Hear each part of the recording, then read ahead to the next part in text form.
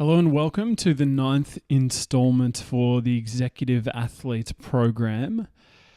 Today we're going over eating for the individual and portion size. Now this one's really important to understand because if we don't get this right, this will either be in a calorie surplus where it'll be hard for us to either lose weight, or it will be easier for us to gain muscle, or alternatively we will be in a deficit. And today I'm going to go over the logistics and the important points of what to look out for, give you some mathematical formulas towards the end. If you want to get really detailed into the actual science behind weight loss or muscle gain, I'll show you the two formulas, and doing it for your body size and body shape is the key. So first things first, we're going to understand why nutrition must be individualized. Much like your exercise training program, it's a cookie cutter program approach to nutrition is going to can produce favorable results. However, specifically for body type and specifics to you, it's important to understand that there are key critical things that we need to assess and understand before we have a nutritional plan that's going to be conducive to your results and to your lifestyle factors as well. Now, the factors that I've listed on this sheet or on this page is the key things we need to understand with nutrition and programming for your nutrition specifically. First one is age. So your age is going to determine your metabolic rate and how many calories and how much food as well. Physical activity levels is a huge portion of it. If you're someone who's physically active and do a lot of steps during the day, it is going to change your actual, obviously, energy consumption per day. And if you're looking to get in a deficit or you're trying to maintain a weight and you're doing huge amounts of physical activity, whether it's exercise or just indirect physical activity, then that can impact your nutrition as well. Now, the terms of physical activity levels, there's frequency, type, and duration. So so how much frequency, how many times a week, how many times a day you might be physically active. For example, if you're sedentary at work all the time, then your frequency is going to be lower than someone who works in a manual labor job where they're on their feet. For example, what I do as a personal trainer, I'm on my feet for a lot of the day. However, obviously when I'm doing webinars and this sort of stuff, I'm sitting down. And it's the type of activities as well. So, for example, if it's walking, it's going to be a lot different than cycling, swimming. All of them have individual differences in terms of calories and nutrient requirements, and then obviously duration. Another factor that is key to look at is pregnancy. So prenatal and postnatal. I've just put on this slide pregnancy and postnatal, but prenatal is obviously something that we want to factor in as well. For example, postnatal,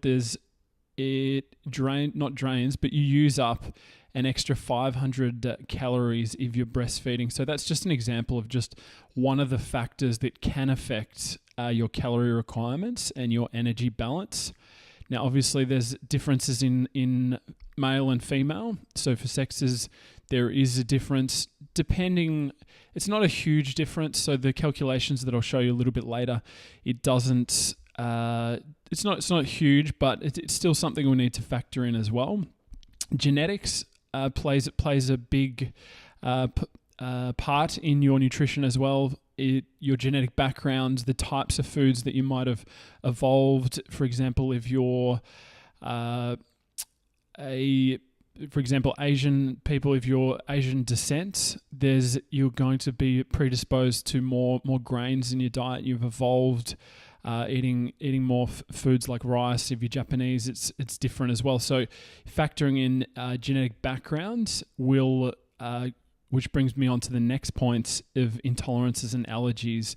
If you're a specific type, they've done studies on Aboriginals before, and they have the highest rates of intolerance to gluten and can't tolerate alcohol as well as the Western developed other countries. And that's just an example because it hasn't been in their diet for hundreds of years like it has been with Western civilized countries. They have evolved eating a lot more of breads and wheats and having alcohol in their foods.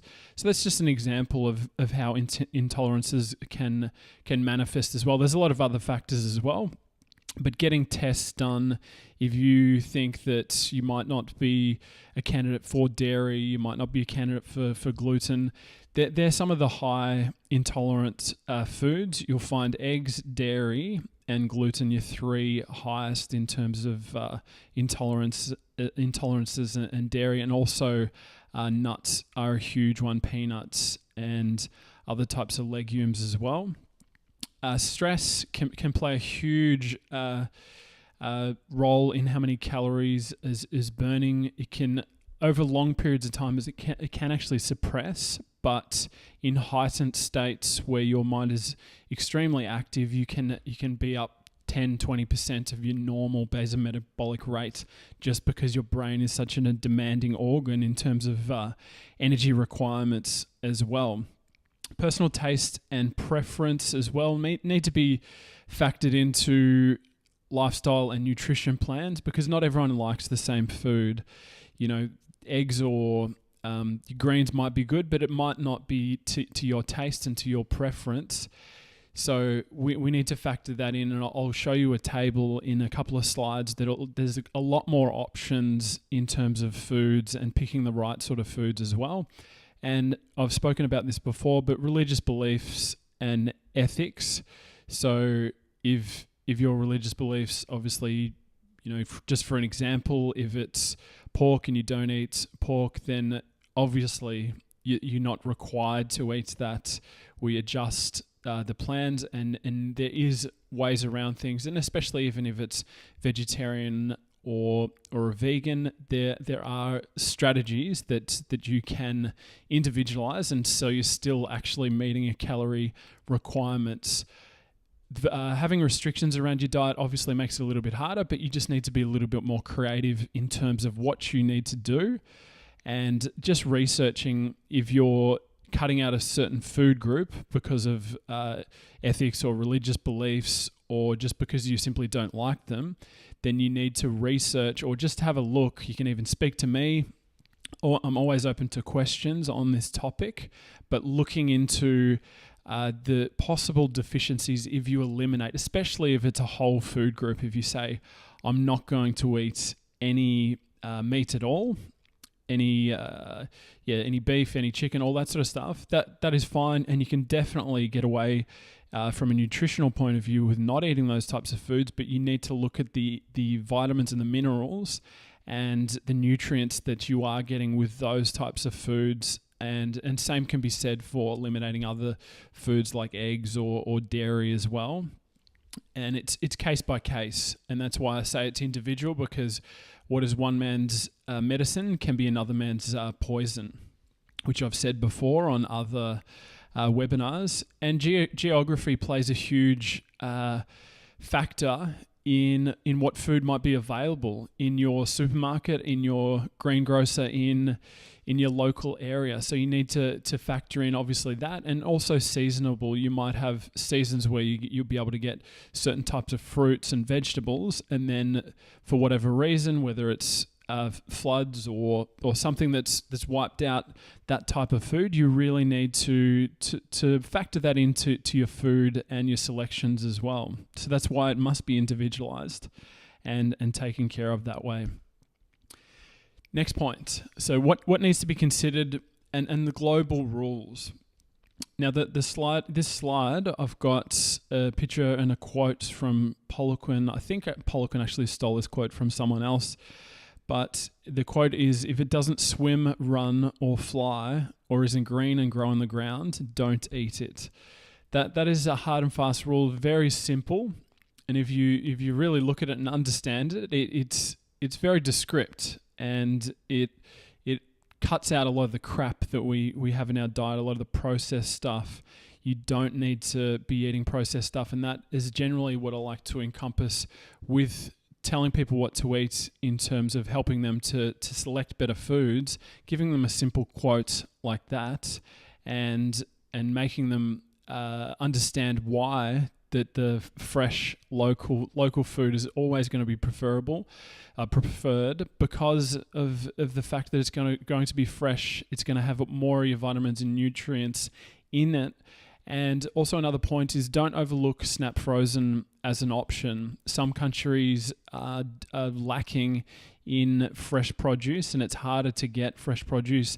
And snap frozen can be a great option for countries. For example, the country that I live in at the moment is Dubai, and it's not always preferable to get fresh veggies. You can go to the supermarket and pick up stuff, and you look at it and you think, oh, this does not look like it's been just come straight from the farm to a plate. It looks like it's been sitting there for weeks or months, if not. And so looking at snap frozen stuff is an option, and it does manage to lock in a lot of the nutrients just by having stuff snap frozen when it's harvested and picked.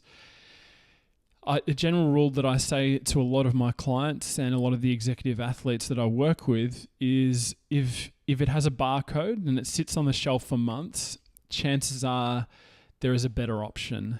Now, there's always exceptions to that, and there's certain foods like quinoa and rice that keeps in the cupboard, but generally speaking, the barcodes, you're looking at chips, cereals, all that sort of stuff. If it's on your shelf, get rid of it. Out of sight, out of mind. If you've got those options there, then you're going to eat them. I always say for the global rules as well, is plan for the long term, and that's why I always encourage people, even in the early stages of dieting, to have a cheat meal and have refeed strategies and things that you can incorporate into your lifestyle. If it's all just dieting and all very serious, then I find compliance and adherence to the actual diets in the long term becomes quite hard to maintain, and people go on a diet and they think, I'll just do it for 12 weeks, I'll lose the 8 kilos of body fat that I'm carrying, and then as soon as they get off, then they put that weight back on, they'll start drinking alcohol, they'll move back into eating chocolate and whatever it is, and then they'll come back and see me in another 6 months or 12 months time and say, okay, Adam, I've got to do it again. And see, that for me, I've failed them as a coach because I haven't actually taught them to manage that lifestyle and play for the long run rather than the short term. Now, obviously, there's dates in terms of, you might be getting ready for a wedding, or you might be, trying to look good for a holiday, or trying to just simply, look good for someone, or to go on a date, or whatever it is. That's fine to plan for the short term as well. But to see the bigger picture and the longer term strategy, it's not like you're going to go out tomorrow and fall over and die, and then that's it. You're just training for just that. You need to encompass health into your lifestyle as well. A thing that I always try and teach people as well is to not have the same calories every day, the same types of foods, whether it's, even if it's really healthy types of foods. I don't like people eating the same foods every day, because you get a overabundance of certain micronutrients, and you don't get a spectrum of broad range of vitamins, minerals, fat-soluble vitamins, water-soluble vitamins. You want alternating selections, and that's why eating seasonally with certain, fruits and vegetables and meats and all types of foods is good, because you're getting a diverse range of foods, and it can stop things like allergies and intolerances from creeping up. If you continue to eat the same food for 6 months, 12 months, 2 years, you can in fact give yourself an intolerance, and a really easy one to give yourself. And I've done it before myself, as I ate probably egg white omelette. This was years and years ago, before I was into just eating normal eggs, as I ate egg white omelette for probably almost 3 years in a row, almost every day. I went and had a blood test, and I was through the roof on certain levels that represent eggs. So I took eggs out of my diet for 6 months and then reintroduced them. So I'm just giving you guys a warning as you want to have undulating calories, having a broad spectrum of different types of foods, trying to alternate. It doesn't have to be each day, but on a weekly or monthly rotation of trying to get different types of foods in. Global rules that I generally try and apply to people and to have the longer term in mind.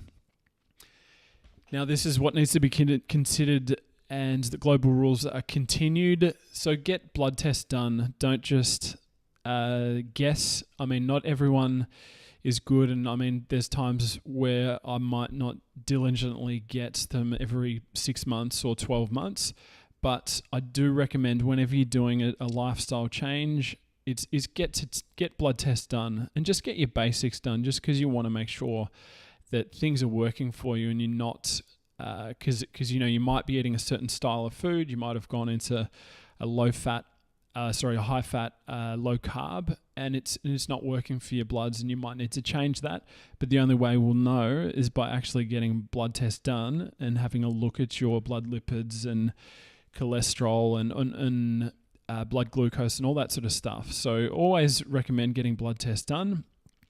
Although blood test is just a snapshot of what's happened on that specific day, there's some blood tests that give you an aggregate of what might have happened over the last several months, but also keeping in mind things like blood glucose and C-reactive protein and other ones. It's just a marker of what's happened that day or that last perhaps 24 hours, and the blood reflects that.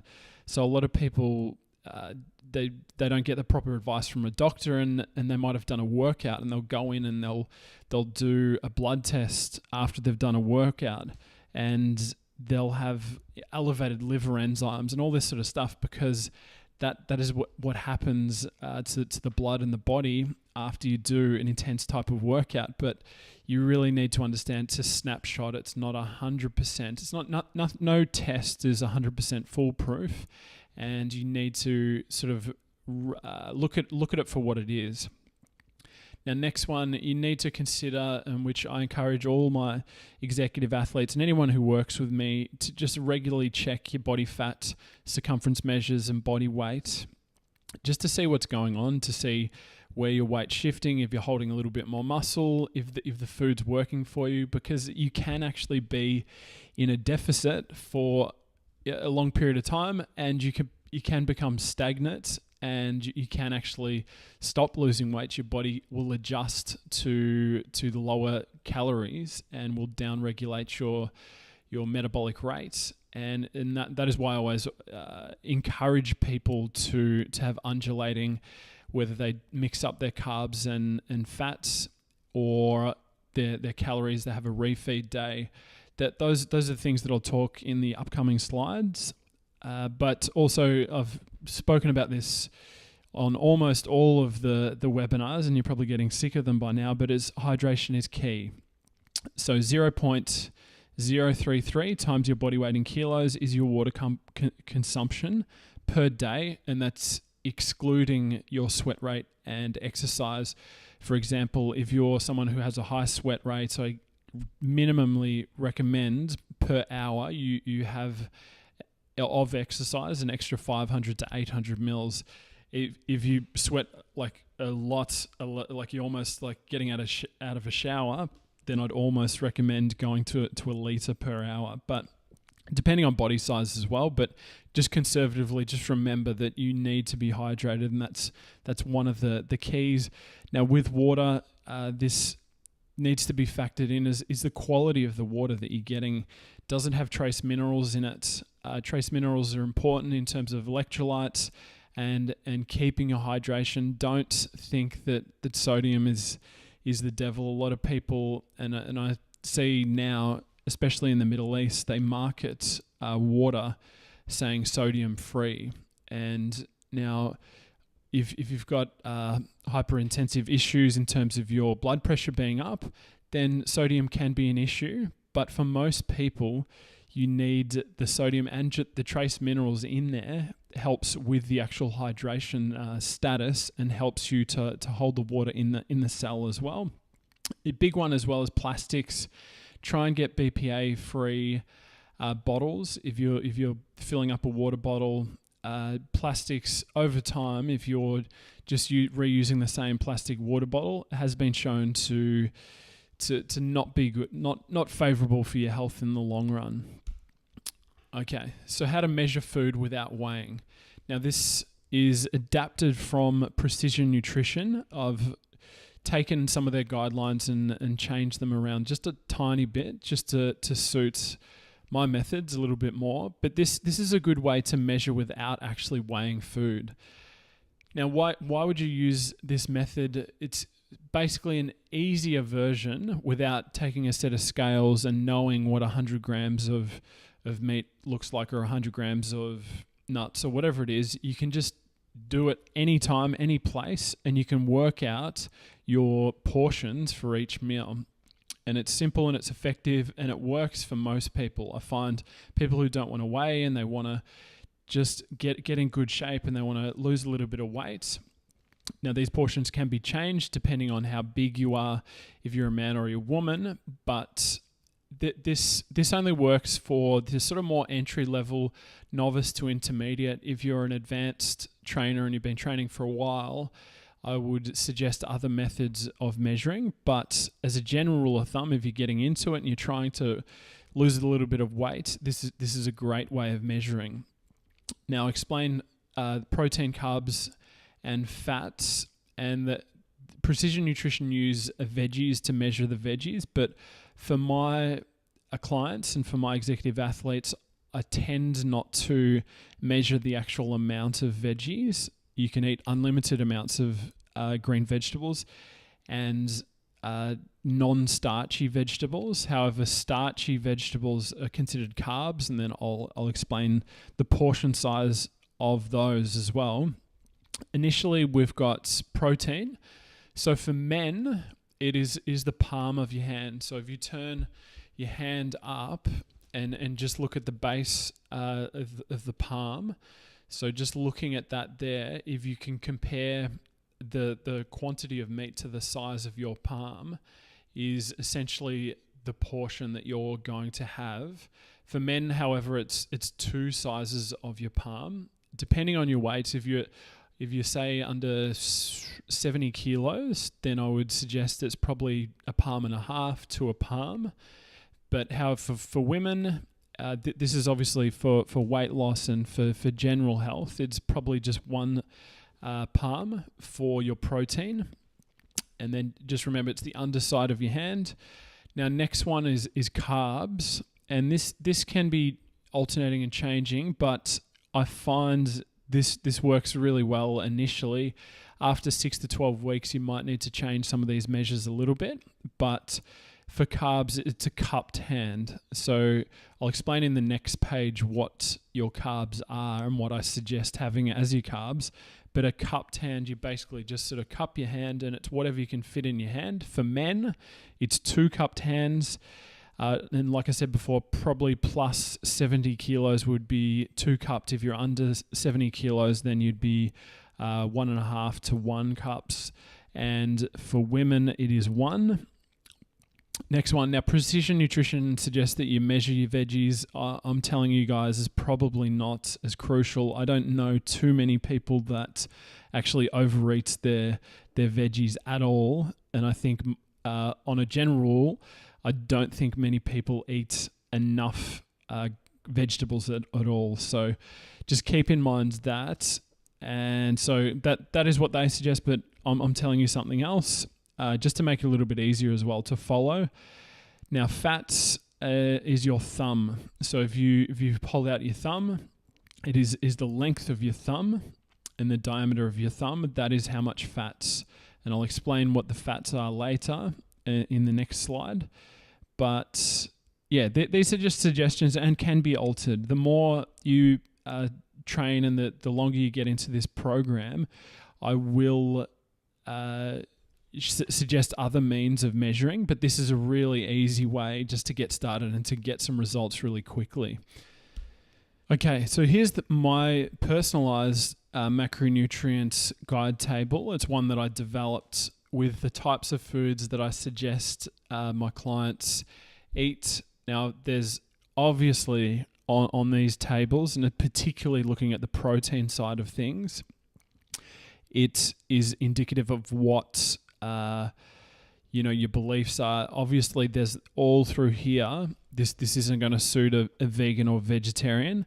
It's not to say I can't give you a table with vegan and vegetarian options in terms of your protein, but I'm looking purely. This is no religious or ethical views through here. What's better? This is just from a health perspective as to what I recommend in terms of looking at which foods are going to work. And now this table is certainly not the be all and the end all. There's definitely other options in terms of proteins that I've left off there that are equal to or greater than the proteins that I've put on that side. So if you have any questions about proteins or fats or vegetables or carbs, there's countless other ones that can be added to this table, but these are my own, just from my experience and the foods that I've eaten over the years that have worked for me and have worked for my clients as well in terms of getting results. Now, if you look at the protein column in the blue, you've got chicken. I've suggested all cuts through there. Now, all these types of meats through here, I suggest is best quality as you can. Now, if you're getting caged hens and really low quality beef, grain-fed beef and factory farm fish, then obviously these aren't going to be good options for you. Then you're potentially looking into other sources of protein might be better. But if you have access to good quality free range, grass-fed, wild caught, and just how the meat should have been treated in terms of it should be healthy before the meat is killed and used for food. So it needs to be in a healthy state, and that we can be ensured generally. There's certain rules in different countries, but if you can find organic, generally it's a stricter process, especially with meats. Having beef especially can be a little bit tricky because in America there's no rules and regulations. They can say that something's grass-fed and it can be grass-fed for 30 days, but then the rest of its life it was fed grain. So just be careful around that. You want to find a good company, and I suggest probably organic where you can.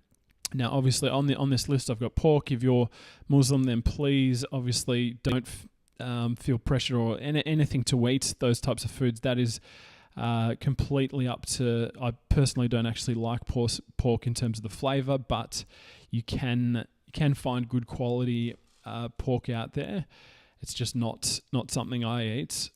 Game meats, I do encourage a lot of game meats because game meats essentially is the healthiest, most pure form of proteins and unprocessed, and they're not caged and they're not farmed. If you can get game meats, generally game meats are higher in your omega-3s and really good ratios of lower omega-6s. So plus you're going to get a lot more minerals and your amino acids in there as well.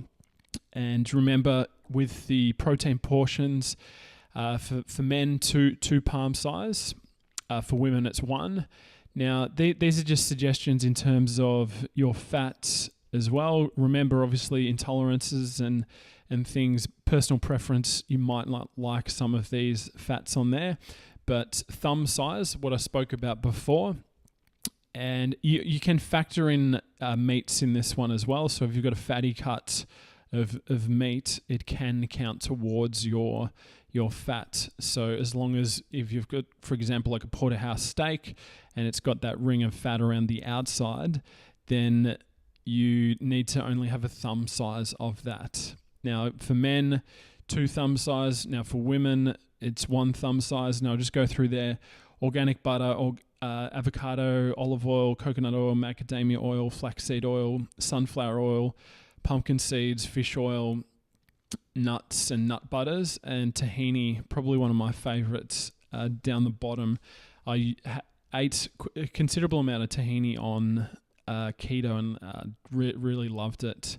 It's really tasty, and you can add it to a lot of your salads and your greens, and it livens up a lot of the dishes that you might eat. Now note, with some of those oils on there, particularly flaxseed, it's temperature, and also fish oil, is temperature sensitive and oxygen sensitive as well. So flaxseed oil, although it is good and it's high in omega-3s, a lot of vegans and vegetarians swear by it, it goes off very quickly and gets rancid. So if you ever buy flaxseed oil, make sure it's either refrigerated at the health food store or you refrigerate it straight after opening. And I suggest having it in the fridge for no longer than 2 or 3 weeks at a time. Anything longer than that, it oxidizes really quickly, and the benefits are negligible if you don't look after them. Now, vegetables, I said on here, unlimited. So any of those, asparagus, broccoli, cabbage, celery, cucumber, all of those through there, as much as you want. I'm not a stickler in terms of limiting vegetables, and like I said before, it's hard for people to overeat. Now, there's an argument, yes, green beans and what am I looking at here? Yeah, green beans and eggplants probably have a little bit higher carbohydrates than some of the others, and if you're really looking at a ketogenic diet, you might look at those, but to be honest, I don't think anyone's going to put on fat from eating too many green beans or eggplants. So don't stress about those. And I've just got a note on there. There's too many sources of vegetables for me to even contemplate putting on this page or this slide. I'd have to have several slides just to fit on that. And same goes for protein and fats. There's other ones, but these are the ones that I think are critical. And things to remember as well with vegetables is a lot of these are green, and I do encourage a green on your plates at every meal is really important to do, but also to have a spectrum of other colors as well. Generally, like your darks are quite good as well, like your purples and oranges are quite good, which comes to the next point, which is carbs.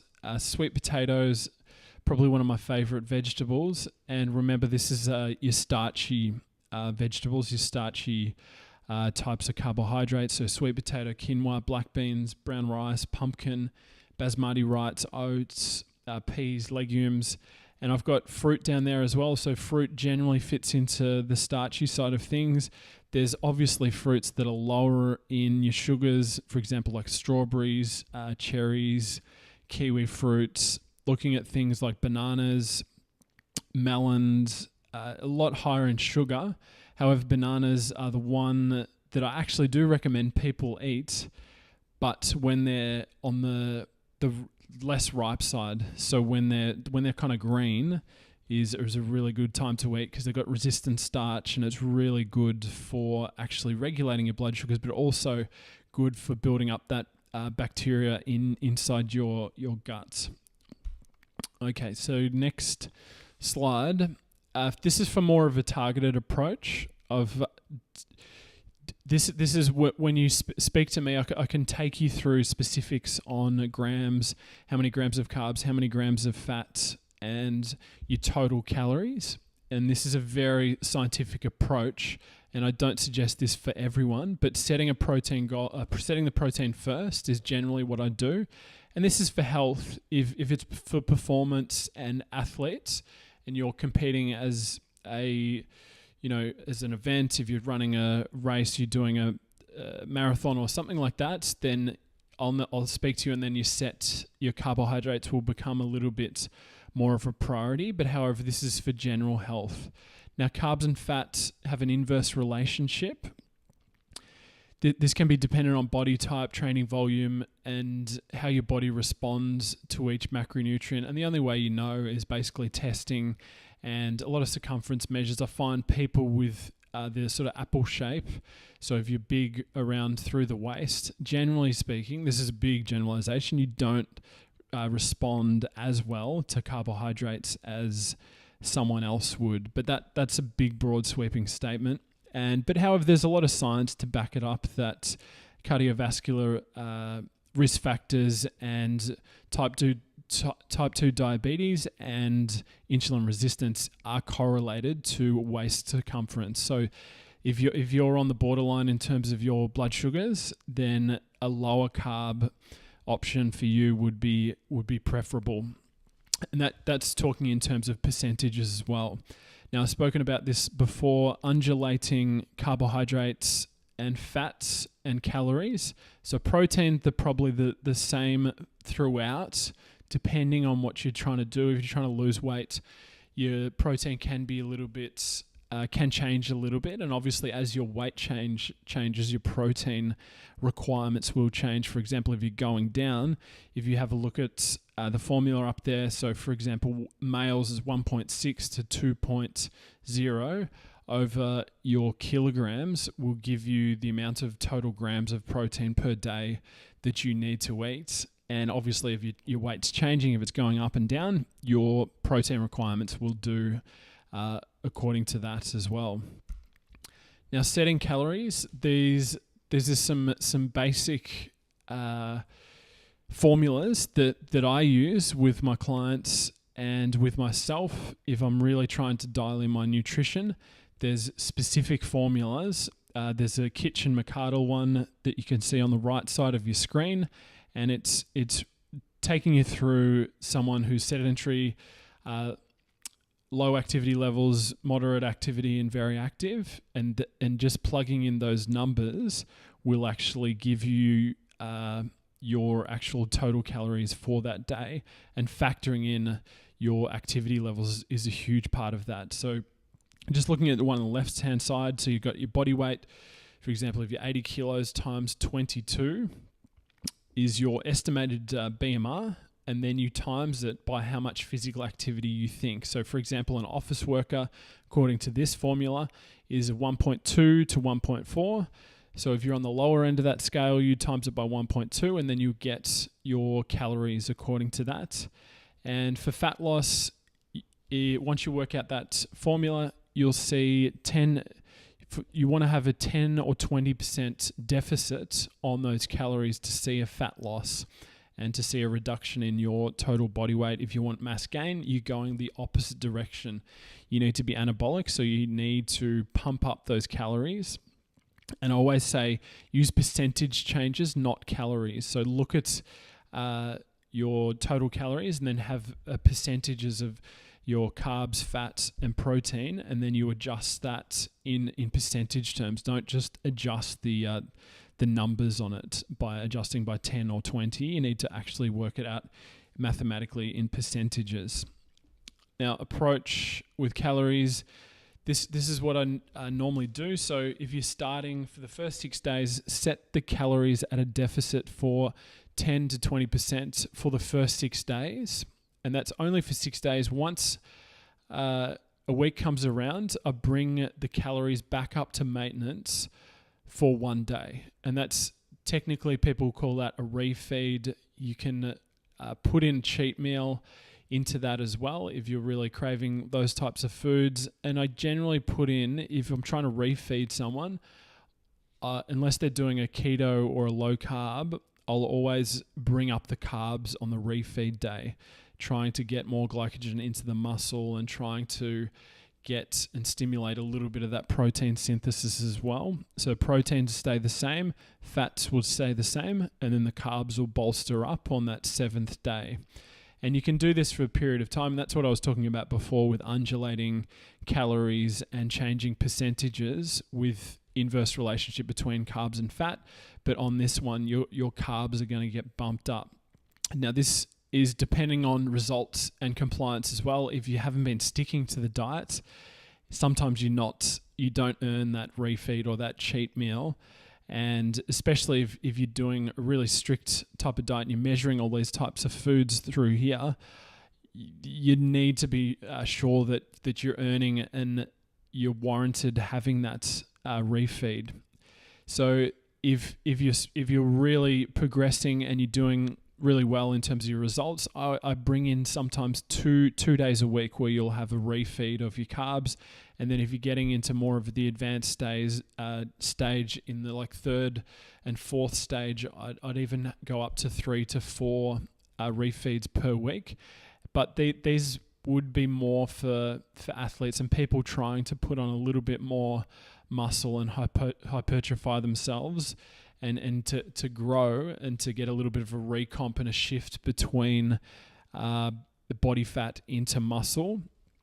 But if you're just for general health, you don't have to go down the technical avenue that I've taken you down in terms of working out all your calories, your macronutrient splits. This is something I can do for you if you'd like me to sit down and work these out, and I can give you the numbers and then you can use MyFitnessPal to execute it. But I thought I'd just give you all the science today so you can actually understand what I do and how I arrive at getting your calories. But for those of you who are uninterested in this side of things, use the precision nutrition method with the cup of the hand, the palm for the protein, the thumb for the fats, and going crazy on the greens. I recommend. But this can be done over several weeks. And I know it seems a little bit technical today, but I really wanted to get this information out and for you guys to understand that how the science of food has evolved and how this is important in terms of getting your results. And if you comply with doing these sorts of things, you can expect really like fantastic results, because we work it out to the gram, and it's down to a simple science of you executing and then getting your results. If you've got any questions or comments or future suggestions for webinars, feel free to email me at adam@adammccubbin.com, and I'm more than happy to answer any questions. If you're in the Executive Athlete Program and you'd like some help setting up individualized macronutrient goals and you want to start weighing and measuring and really progressing and pushing to the next level, I'm always available to do that. But please let me know and I can sit down and work this out for you. Or alternatively, if you'd like to get into the program and have me explain something for you, please email me or hit me up on my social media accounts, and I'll be more than happy to help. I hope that this has been of some help, and I look forward to speaking to you all soon. Thanks for your time.